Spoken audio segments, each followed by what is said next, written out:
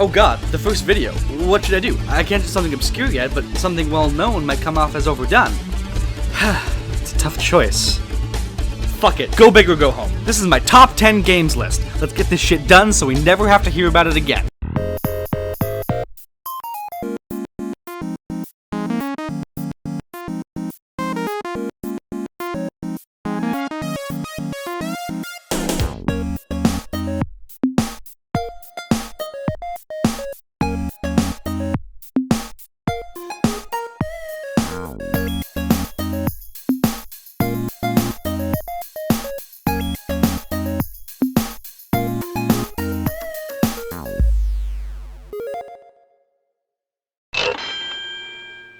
Okay, let me check the list. What's the first game? Oh, it's Metal Gear Solid 1. Okay, awesome. This entire series is one of the most picked apart and talked about game series ever, so I'm gonna go ahead and not do that because you're all my friends and I love you.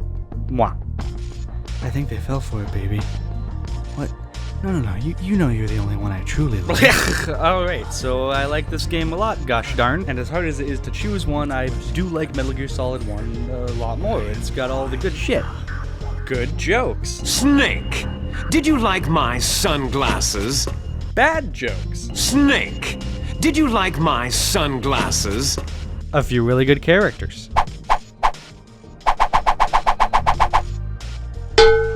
A very easy to understand story that everyone can appreciate. And of course, the thing that matters most in video games, gameplay, as any good developer knows.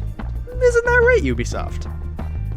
The stealth gameplay is easily the best on the market. Plus, it's one of the only stealth franchises to still live up to its credentials. Anyway, I love them all, and I enjoy playing every single one. I have but one last thing to say on this great series. MGS5, MGS5, MGS5, MGS5, MGS5, MGS5. Where's Snake? Who knows? That guy always keeps you waiting.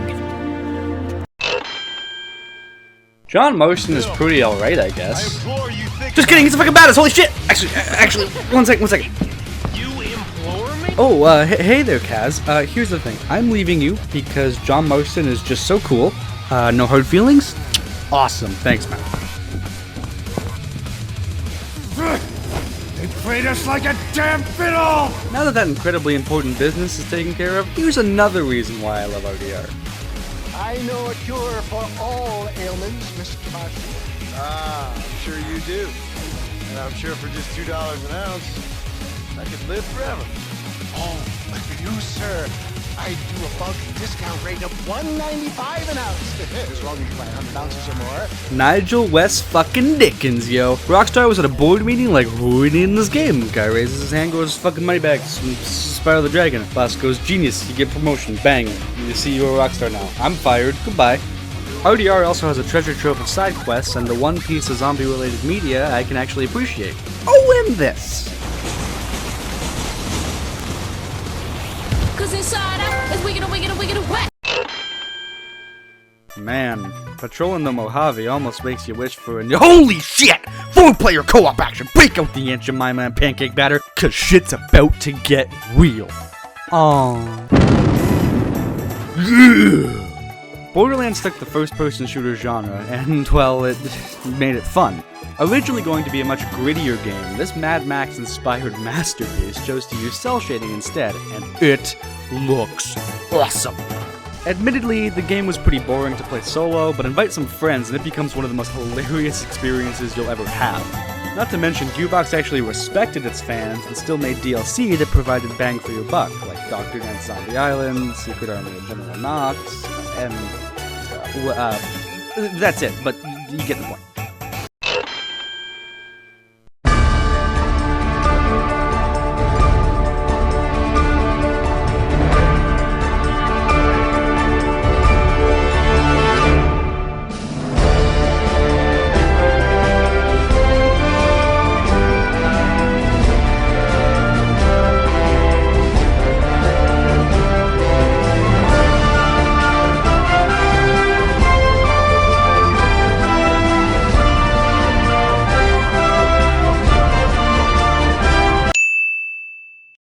Shit. Okay, but for real, I could go on about how Skyward Sword has some of the best gadgets and level design, or that I love the style and the fact that it's the one Wii game that makes motion controls fun, but I really only need to say one thing. Groose.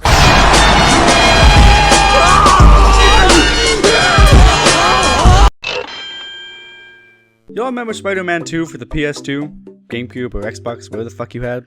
I sure do, and to this day, I say that Spider-Man 2 shaped how open-world superhero games are made. Some of the tales have been great, and some not so great. While I can sense Spidey's influence in all of them, only one game so far has made me really feel like I was reliving the fun I had as a kid while playing Spider-Man. Crank 2, the video game. I mean, Infamous. Before the terrible, albeit fun, Second Son, the Infamous series followed Cole McGrath, a conduit with super destructive electric powers that level with your morality. His powers weren't the only thing that were over the top though. The story was as well. It had tons of twists and all the cutscenes were done in this really badass comic style. As you progress, you gain new ways to explore the environment, but even at the beginning, you can climb any building in the city with uncharted levels of detail. For real though, if there's ever a really bad video game movie made about this game, they better cast Jason Statham.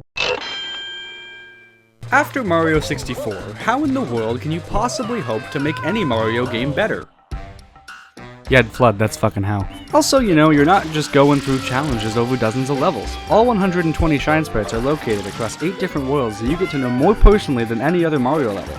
Sunshine was a lore changer too, introducing Pintas and Noki, as well as Egad and his adventures along with his brother's game Luigi's Mansion. The game has some of the most memorable boss fights across all the Mario games ever. Petey Piranha, Goopu Blooper, King Boo, Phantom Manta, Mecha Bowser, Ely Mouth, and Shadow Mario are some notable examples. Super Mario Sunshine is easily the most original main installment Mario game, and I will always come back for at least 2 things. 1. Bowser has a voice. Junior, I've got something difficult to tell you about Princess Peach. I know, she's not really my mama. And 2. This.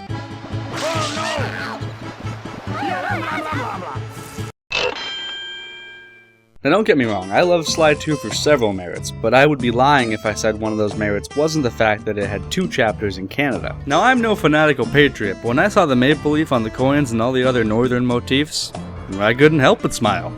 Be that as it may, my favorite level in the game isn't in Canada. Instead, it's in a prison city. Chapter 4, Jailbreak, takes place right after the events of the previous chapter, where Sly and Murray are captured, and Bentley must break them out. The worlds are generally tailored to Sly's gameplay, but in Jailbreak's case, Bentley is the star of the show, and his hacking minigames are nicely spaced out to not feel forced. The simple use of one button to perform most thief actions was genius. The mechanics are fluid and not clunky and slow like some newer games. Even though it's a kids game, that didn't stop the devs from putting in very adult themes along with giving the characters development arcs.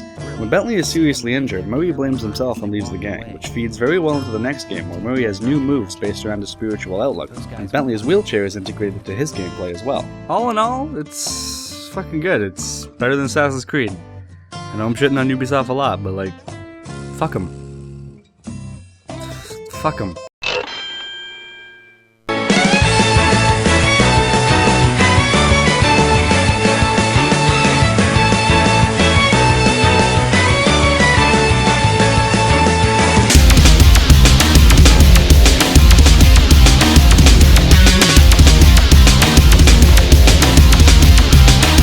All joking aside, Jak II's Shadow the Hedgehog-esque transformation was actually a good forward step for the series. The guns that were added into the already awesome platforming mechanics had a positive effect on the gameplay, making Jak II Naughty Dog's real departure from Crash Bandicoot. It was my ultimate fuck-around game as a child. I could spend hours just going around and screwing with the guards, and given the difficulty, that's pretty much what I did until I finally got good. The characters were genuine without it being too serious, and the humor was both dry and inappropriate, with double entendres rivaling that of Banjo-Kazooie. To be perfectly honest, Jak III improved in every aspect, and is really a better game, but Jak II just felt like a game-changing title. It had the perfect blend of everything that I needed in a game. But holy shit, that fucking whack-a-mole minigame's gonna haunt my existence till the end of time.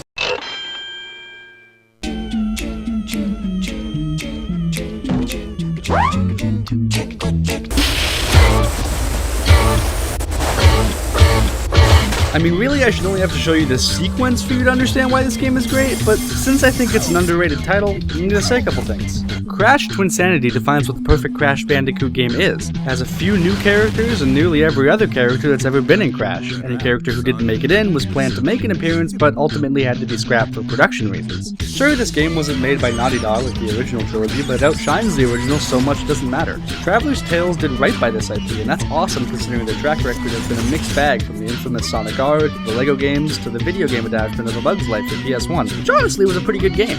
Self-referential humor and inappropriate jokes abound. There's no other way to describe Twinsanity than a love letter from Traveler's Tales to both Naughty Dog and the fans.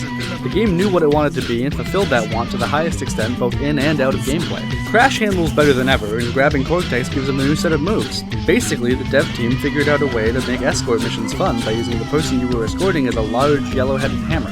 The most original soundtrack in any video game ever, while not my favorite, is definitely up there. Each track is a cappella with no instruments involved, and every tune is so catchy I had a hard time deciding which one to use for this segment. I'll leave you with my favorite quote from the game. You'll need fresh meat for my pot.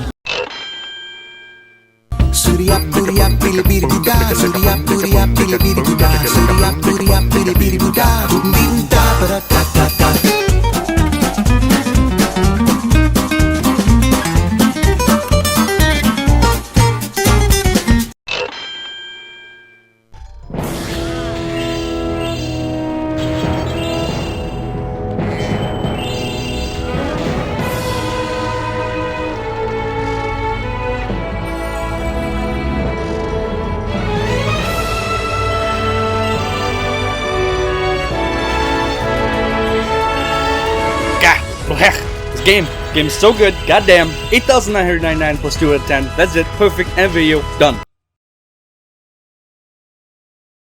Okay, yeah, no. There's no way I'm gonna finish this video without gushing about Wild of Spyro 2, Ripto's Rage, or Gateway to Glimmer if you're in the UK, but fuck you, that's lame. Go eat some fucking crumpets and enjoy your shittily named games. Nah, I'm just kidding, guys. I'm Canadian, so we cool. It's taking every fiber of my being not to use the original rant I scripted for this because it's way too fucking long compared to the other entries, even if it is my number one. So I tell you what I'm gonna do. I'm gonna give you a few bullet points now, and I'm gonna make another video later on my thoughts about the game as a whole. So be sure to look out for that. Okay, here goes. The characters, the level design, it's a collectathon platformer, and those are always good. Motherfucking hoverability, and the secrets, and power-ups, bosses, Easter eggs, and this fucking thing.